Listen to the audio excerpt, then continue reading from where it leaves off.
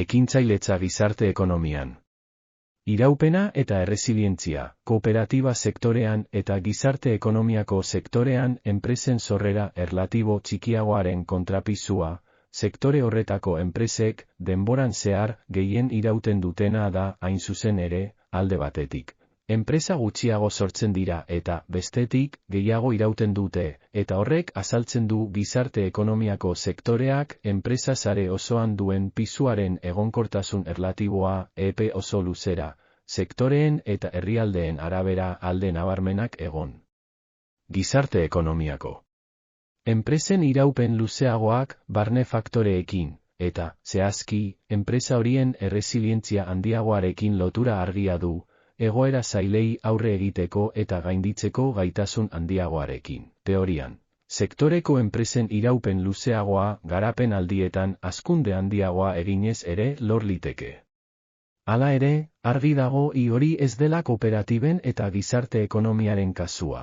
Arrazoia sektore horren eta kapital enpresen sektore nagusiaren artean dauden inbertsio pizgarrien mekanismoetan datza. Kapital enpresetan, inbertsio pizgarriak goranzko joera izaten du hazkunde aldietan. Soldatapeko langileak kontratatzearen bidez sortutako irabazien itxaropenaren ondorioz. Izan ere, gizarte ekonomian, jardueraren edapen inbertsioek sortutako balio erantzia, edapen horren ondorioz erakundean sartutako bazkide berriekin banatu behar da, hain zuzen ere. Hortaz, inbertsio pizgarria oro har, nabarmen txikiagoa da gizarte ekonomian edapen aldietan. Hala ere, kontrakoa gertatzen da krisi garaietan. Kapital enpresentzat nahikoa da kapitalaren errentagarritasun itxaropenen beherakada egitea inbertsioa gelditzeko edo enpresak ixteko.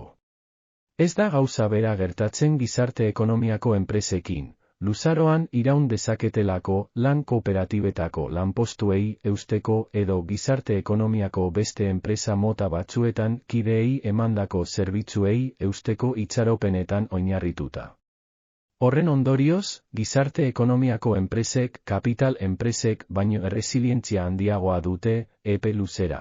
Erresilientzia handiago horrek eragin handia du kooperatiba sektore eta gizarte ekonomiaren sendotasunean. Horri dagokionez, kontuan izan behar dugu inpaktu positibo horrek konpentsatu egiten duela bai enpresen sorrera erlatibo txikiagoa, baita enpresa bakoitzaren hazkunde ahalmen txikiagoa. Ekonomiaren edapen aldietako inbertsio pizgarri txikiagoengatik sortua. Ekai Zenterren proiektua da honakoa. Jarraitu gurekin.